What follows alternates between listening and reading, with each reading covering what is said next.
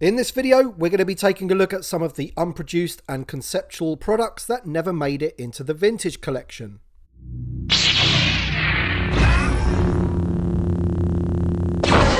Hi there Star Wars collectors, and welcome to another Bossk Bounty video. Now, as I mentioned in the intro, in this video we're going to be taking a look at some of the unproduced items which never made it into the vintage collection. Now, if you do have the Archive Collection Vintage Collection book by Bluemil.ik, then you may have seen a lot of these already and you may have read up about them, but I thought it'd make a good video to take a look, especially for the people that haven't got the book, and also to give you my thoughts along the way. What I did find interesting myself was how much influence Lucasflim actually has over Hasbro in terms of the decisions and the things that they have to clear with them first. And we're going to find out all about those things in this video, and we're going to find out why certain items didn't get produced. So if you do happen to enjoy the video, don't forget to drop a like down below because it really does help the video and the channel. And let's get started on the first item. Okay then, so first up we're going to be taking a look at the Imperial probe droid with pod. Now this thing looks amazing, and I'm sure many of you that collect the vintage collection today would absolutely love this to be a real thing in the vintage collection.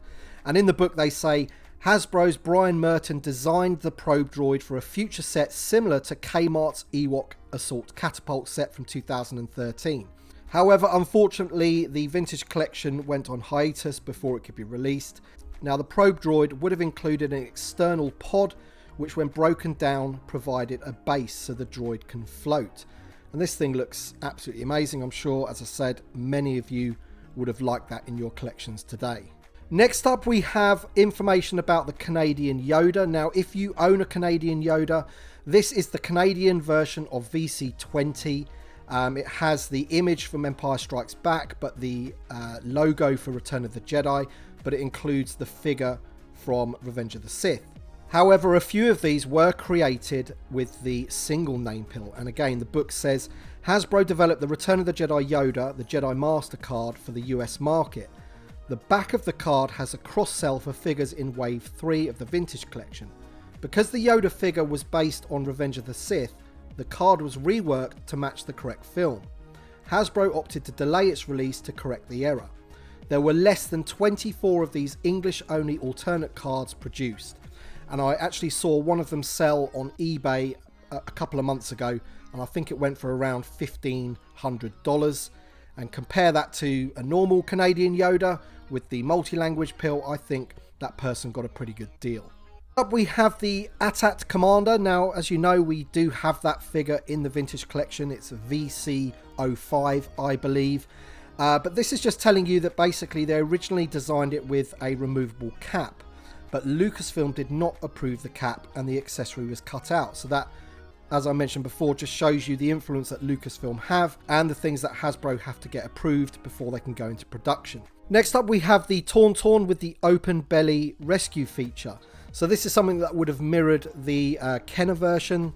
There was a closed belly version and then an open belly version, so you could recreate that scene where Han Solo puts Luke inside to keep him warm. Now, they did want to recreate that in the vintage collection, but the designer says that when the beast was lying on its side, you know, his arms and legs just didn't look right. They didn't droop down realistically, basically, of how a dead animal would look, so they cut it.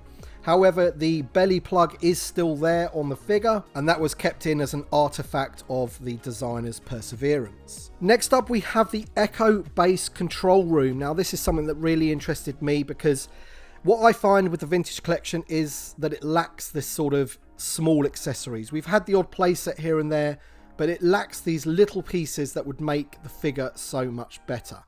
Now, this one says, before slotting Taurin Far into the unproduced wave of the vintage collection, Hasbro planned to include the figure in a scrapped Echo Base Control Room Battle Pack set. While Taurin Far was eventually released in the 3.75-inch Black Series line, the Echo Base equipment never made it into post-hard copy form, which is a big shame because, as you can see, it would look pretty cool with that chair and the control room, but alas, it never got produced. Next up we have Zukus, and this was originally planned to be part of the inaugural wave of the vintage collection in 2010. Now, Zukus was replaced by Forlom, further intertwining the two characters' history.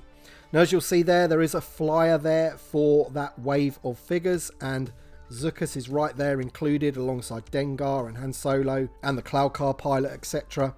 So that's really interesting because obviously we ended up getting Forlorn, which is pretty much a repaint of the 2007 30th anniversary figure. But I think I would have preferred that Zukus personally. Obviously I had to go back to the Legacy collection to get him, but it would have been nice to have him in the Vintage collection on his own card back. And this next one is a bit of a kicker, I've got to admit. It is Major Bren Derlin from The Empire Strikes Back, and the book says the tools used for VC-68 Rebel Soldier Echo Base battle gear came from a Legacy Collection battle pack set planned before the Vintage collection. The multi-pack would have also included Major Bren Derlin, a power droid, and what became VC-02 Leia Hoth, as well as an Echo Base hangar transport vehicle.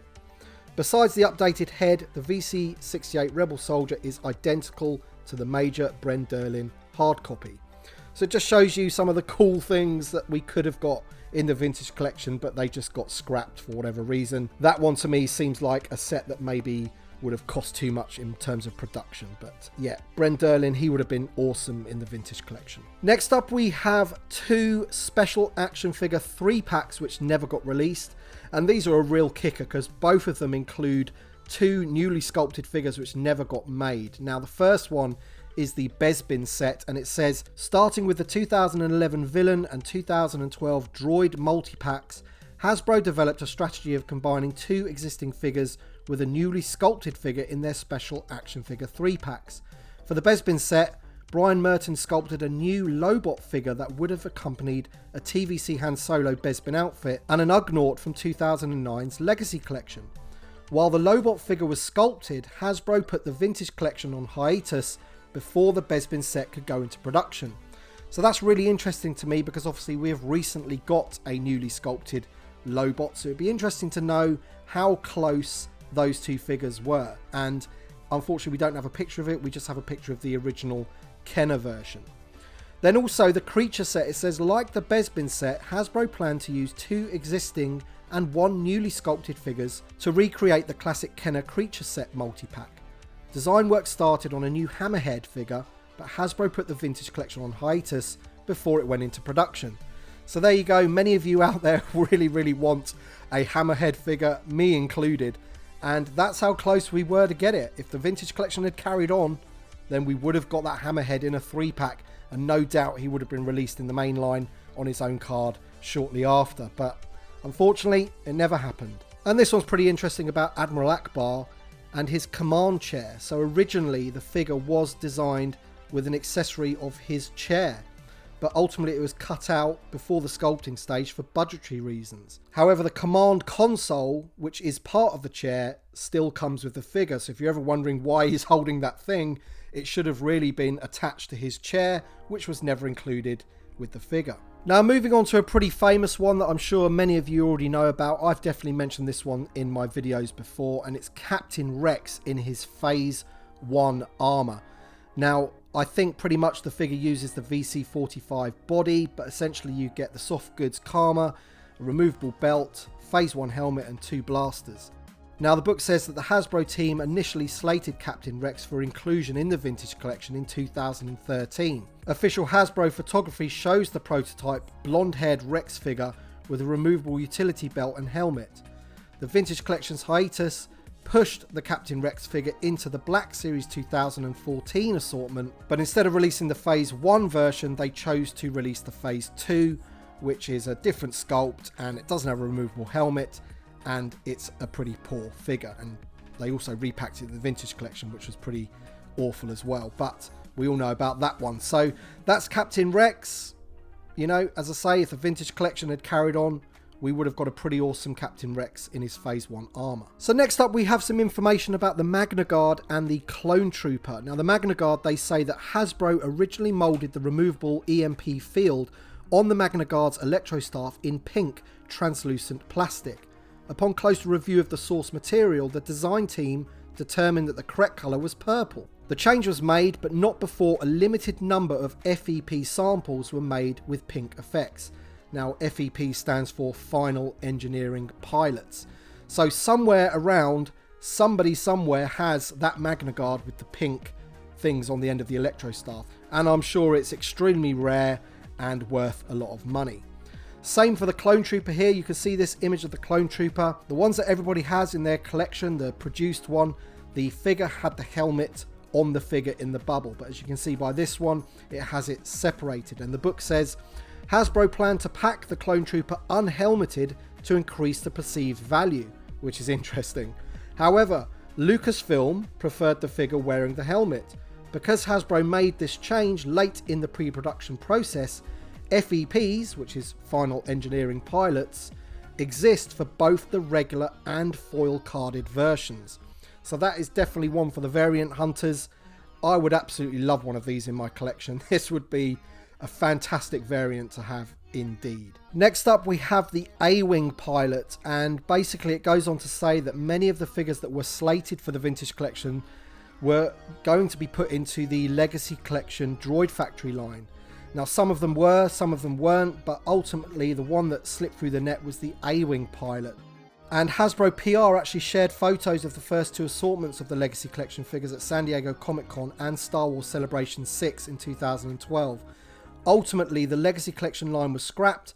Most of the figures revealed for the first two waves were transitioned into successor line, the Black Series. But some, like the Awing Pilot, were never released. So, once again, huge shame, because I know a lot of people out there would love the Awing Pilot on that classic A-Wing carback. And here we have some more FEPs, or Final Engineering Pilots, where the accessories are placed into the bubble different to what the final production version was. So with the Darth Sidious, you can see the lightning is in front of the figure, the Sand Troopers accessories are behind the figure, and also with Starkiller, he's actually wearing his hero outfit instead of his other outfit. So again, if any of those actually exist and they're in the population somewhere, then somebody has got some really rare carded figures on their hands. Also some information about Padme here. Now this Padme figure was going to be included in the Vintage Collection, but they ended up opting for the Queen Amidala version, which is that like salt shaker version. Now it seems to me that it was to do with budget, and Hasbro abandoned the figure for the Vintage Collection. The design team created input drawings, but Padme Theed Hanger didn't make it into sculpt. In 2012, Hasbro released Padme in the Theed Hanger costume as part of the Movie Heroes line, cutting details planned for the Vintage Collection version. So basically they ended up releasing a dumbed down version of that figure for the Movie Heroes line. Also, they mentioned some of the figures for A New Hope. Del DePriest brainstormed figures for the 2014 line by doing a frame-by-frame analysis of A New Hope. DePriest identified several new characters as candidates for TVC, including the Lars Homestead Power Droid, which we now already have, the Imperial Navy officer with white tunic, which would be seriously cool, the grey R1 droid seen in Mos Eisley, R2A5, which we also had in a 6-pack, I think it's the Entertainment Earth 6-pack, as well as a Rodian and a Boba Fett from the Jabba the Hutt deleted scene added back in the special edition. So again, if the Vintage Collection had carried on, we would have got some pretty cool stuff. But it says here, but there were signs that the Vintage Collection was losing steam, and to protect the Vintage Collection's prestige, Hasbro decided to put the line on hiatus and transition any figures in development to a newly branded main line. And finally, it just talks about the fact that some of the figures made it into the Black Series 3.75 inch, and it says that in the wake of the Vintage Collection's hiatus, Hasbro developed the Legacy Collection Droid Factory line, providing a new home for many figures originally designed for the Vintage Collection. Hasbro replaced the short-lived Legacy Collection with the Black Series 3.75 inch line and debuted it at the Toy Fair in February 2013.